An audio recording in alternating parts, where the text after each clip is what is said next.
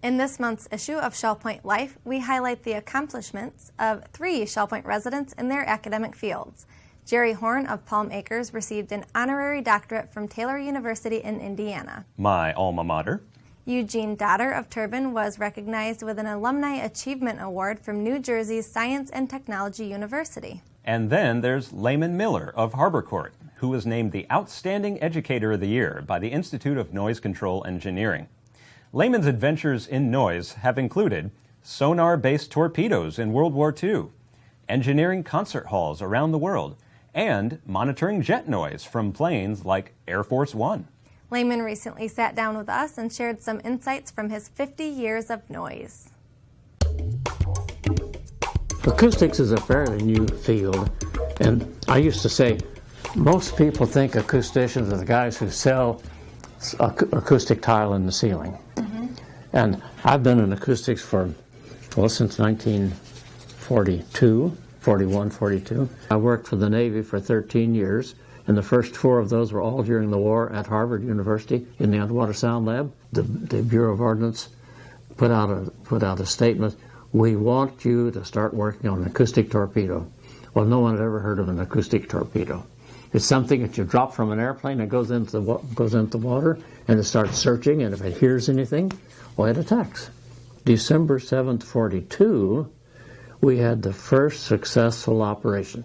An airplane dropped our torpedo out in Boston Harbor, and there was an artificial target. It was not a submarine, but it's an artificial noise target that sounds like a submarine, and it attacked that, and it was a first success, and it was given to the British as well as to our own Navy people. And as a matter of fact, the British were the first 2 that got the first 2 Nazi submarines. Altogether, that torpedo and 2 variations of it during the war sunk 55 German submarines and seriously damaged 24 others. When jets were coming in, they learned that jets were too noisy. I'll just use the number here. They were roughly 15 decibels louder in terms of human hearing than the big propeller, the big 4-engine DC-6s and DC-7s and things like that. Well, there's a big battle going on, and the Port Authority said, "We will not let your planes come in," to Boeing and to the airlines, American and so on. "We'll not let your planes come in unless they can be made equal in noisiness to the big props that we've been using all these years." The French Caravelle, Sud Aviation, SUD, Sud Aviation in France, produced the Caravelle, and this Caravelle had so much power. It's a twin engine. It's the first aircraft that had engines back at the back end.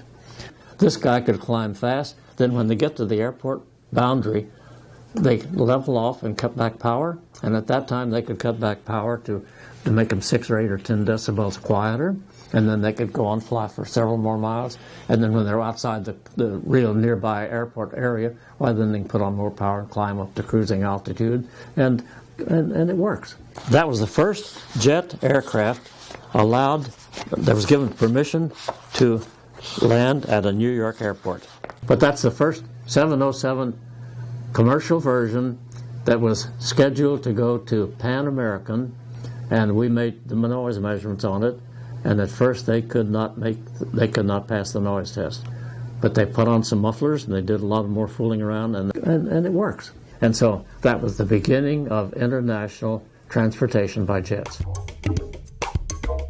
In the early days of jets, people who worked at the airport thought that's sissy to wear these protective earmuffs. And we had evidence from World War II. A lot of things came out of World War II. There was clear evidence that people were losing their hearing on account of high-intensity noise. And so we knew, and whenever I'd go to a manufacturing plant or in any place that was noisy, I wanted to show people there that it's not sissy. You've got to do it to protect your hearing. And whenever I'm talking to young kids, I say, you're harming your hearing when you play that thing over there so loud that you can't think. Now, I don't get anywhere with them. I'm an old fogey, and my hearing is pretty good even so. But I go out of my way to try to explain to people that we must protect our hearing. Professors and people who to theorize and stuff like that, but they don't get their hands dirty. Now, some of us get our hands dirty down there with that nasty machine that's making a lot of noise. And so that's where we enter the picture, and that's when Institute of Noise Control Engineering came into existence. One day I got a phone call from a guy in California whose name I didn't even know, didn't recognize.